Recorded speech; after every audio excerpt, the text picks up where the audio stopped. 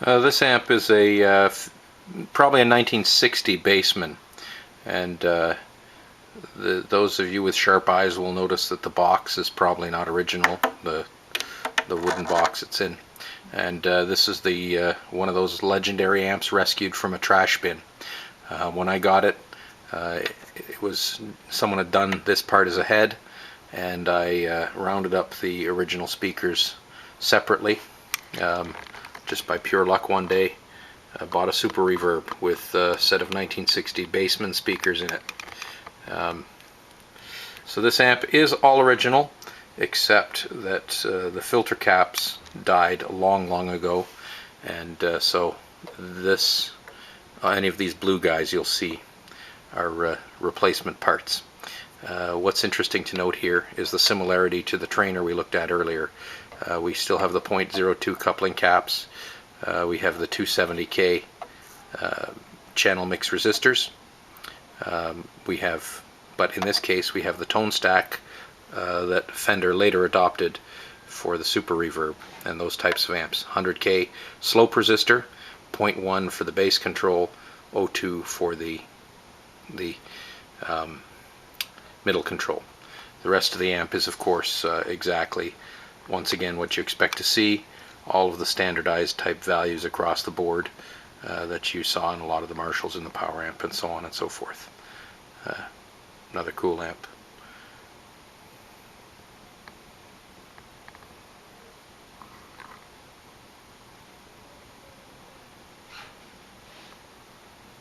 There we go, that's a 60 Bassman.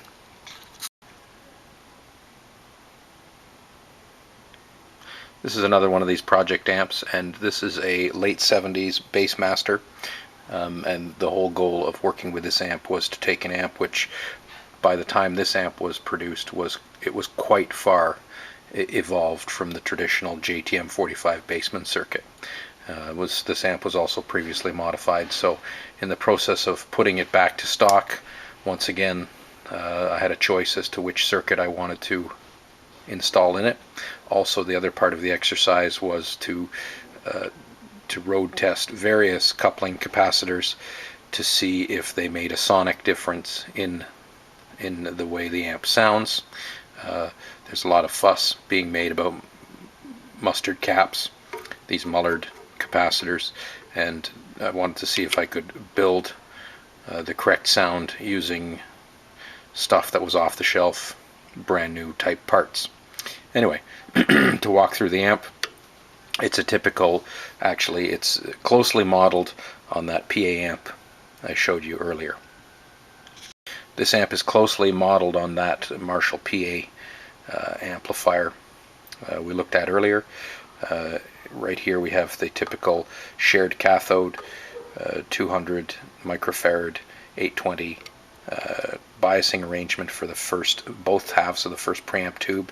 You can't see it here, but we have two .02 Mallory coupling caps, just like as in most Marshalls, JTM 45s, Bassmans. We have 270K mixer resistors with no treble boost cap, just like a PA head. 820 biasing cap for the second stage, biasing resistor, second stage, no bypass cap at all. 250 puff treble cap for the tone stack, 56K, 0202, phase inverter input 02, as was seen on just about everything we're talking about.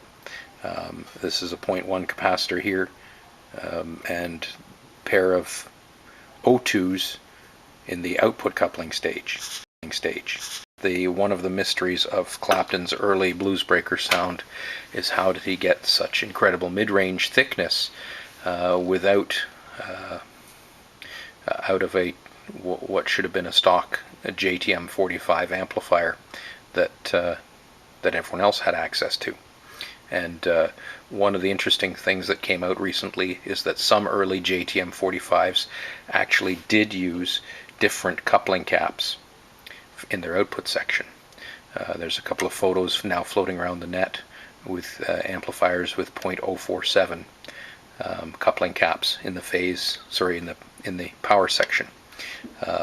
So I recently went through an exercise where we replaced these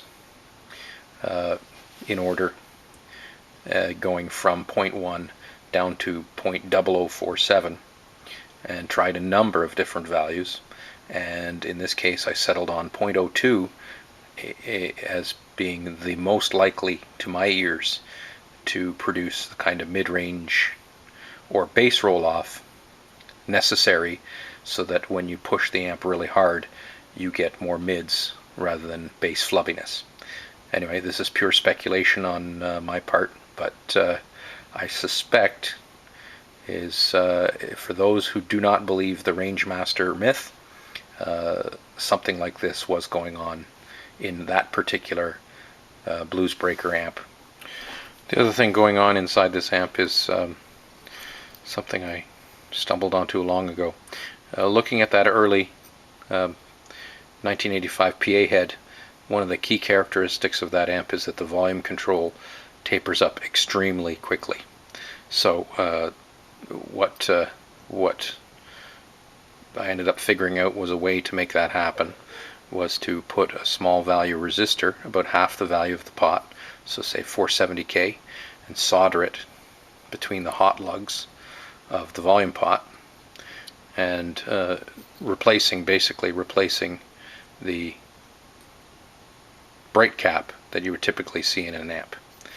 I didn't like the effect the brightness had when you're trying to play at lower volume, and I did like the effect by itself, but not with any kind of pedal, especially something like a Rangemaster. This, on the other hand, makes the volume very even and actually brings up the mids first as you bring the volume off zero. And this obviously would not have been done in early Marshalls, but based on the way the early Tweeds and the early Marshalls performed, whatever is going on in terms of the change in the taper of a modern pot by doing this is far closer to what those old pots were actually like. In this case, this amp actually has older pots which have a very fast taper, but the concept is the same.